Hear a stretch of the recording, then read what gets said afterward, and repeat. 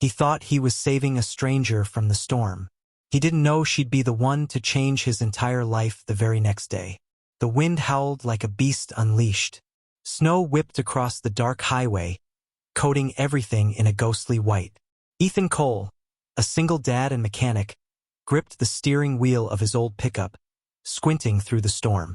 He'd just finished a 12-hour shift and was desperate to get home to his little girl, Lily. But then he saw it.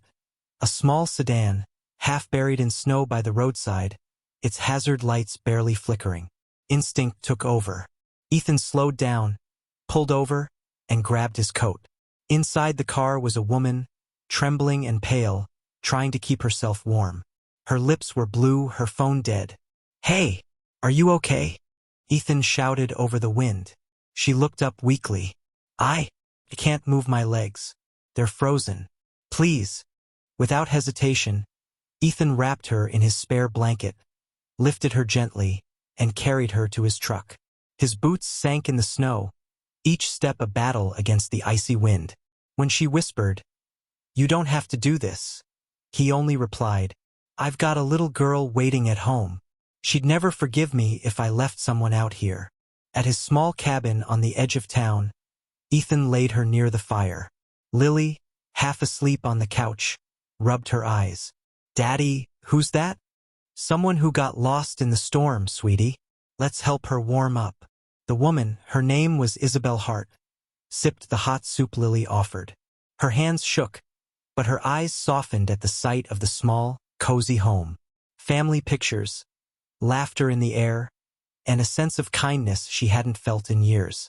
"Thank you," she murmured. "You don't even know me." Ethan smiled tiredly. "I don't need to. People help people. That's how it should be." As the blizzard raged outside, they talked. Isabel shared little. Just that she was passing through for a meeting that could change everything. Ethan told her about Lily, about how he'd lost his wife to cancer, and how he was doing his best to raise his daughter alone. When the power went out, they sat by the firelight. Lily rested her head on Isabel's shoulder as if they'd known each other forever. In the soft glow, Isabel whispered, "You're a good man, Ethan." He shrugged. "Just trying to do right." Outside, the storm howled louder. Inside, warmth bloomed where there'd once been emptiness. By dawn, the blizzard had cleared. Isabel insisted she had to leave. Her driver would come for her. She pressed something into Ethan's hand, a gold pendant shaped like a heart. "For Lily. She has a kind soul." Ethan smiled faintly. "You didn't have to." But when he looked up again, she was gone, leaving only footprints in the snow and a strange, lingering feeling that their paths hadn't crossed by accident. The next morning, Ethan arrived late to work at the auto garage. His hands were still sore from digging through the snow. His boss, Frank, barked, "Cole, the new owner's coming today. Try not to screw this up." Ethan frowned. The garage had been struggling for years. Rumor said a corporate investor had bought it out, someone from the city. Rich, ruthless, and ready to cut jobs. He wiped the grease from his hands as sleek cars pulled up outside. Out stepped 3 assistants, and behind them, Isabel. Ethan froze. The same woman he'd rescued from the blizzard now wore a tailored coat, her hair perfectly done, and an air of quiet authority. Frank hurried over. "Ms. Hart, we're honored." But Isabel's eyes were on Ethan. Her lips curved into a soft, knowing smile. "Mr. Cole," she said calmly. "Good to see you again." Every mechanic turned to stare. Ethan blinked, speechless. "You're the new owner?" She nodded. "CEO of Hart Industries. We just acquired the company this week." Frank's jaw dropped. Ethan's heart pounded. He remembered the fragile woman shivering in his cabin, and now she stood before him as his new boss. After the tour, Isabel asked him to stay behind. "You didn't recognize me last night, did you?"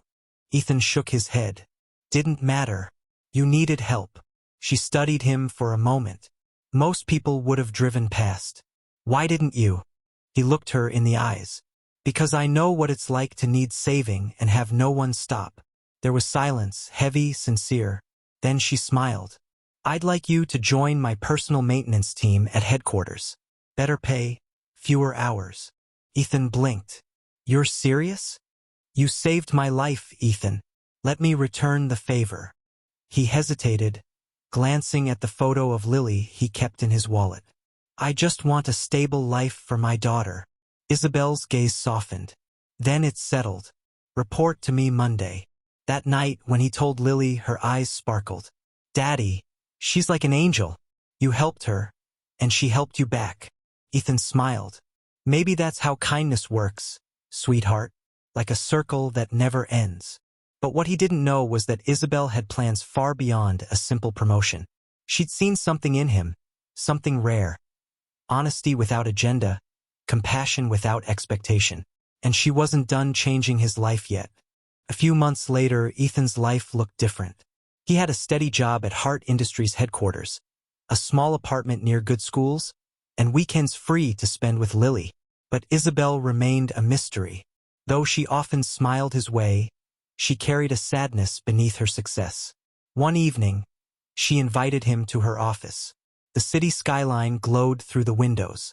Ethan, she began, I never told you why I was driving through that storm. He listened quietly. I was coming back from my father's funeral, she said softly. He built this company from nothing, but I thought money was all that mattered.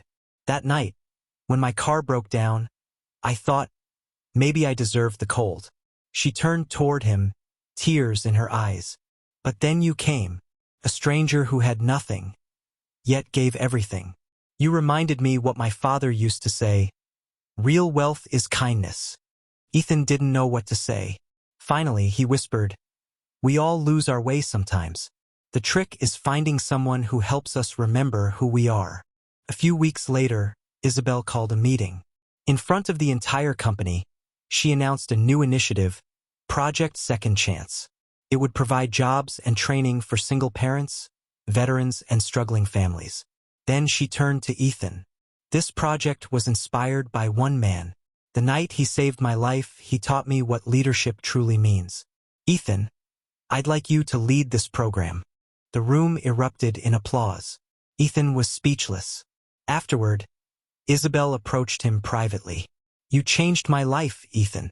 Now let's change others. He smiled, humbled. You already did that for me. Months turned into a year. Project Second Chance grew, helping hundreds of families. Lily called Isabel Aunt Izzy.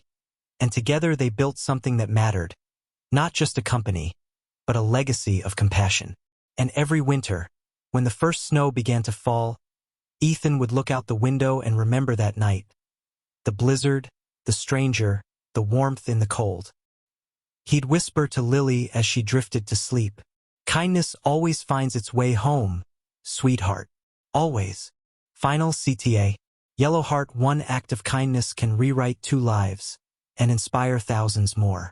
If the story touched your heart, share it. Because sometimes your smallest action could be someone else's miracle.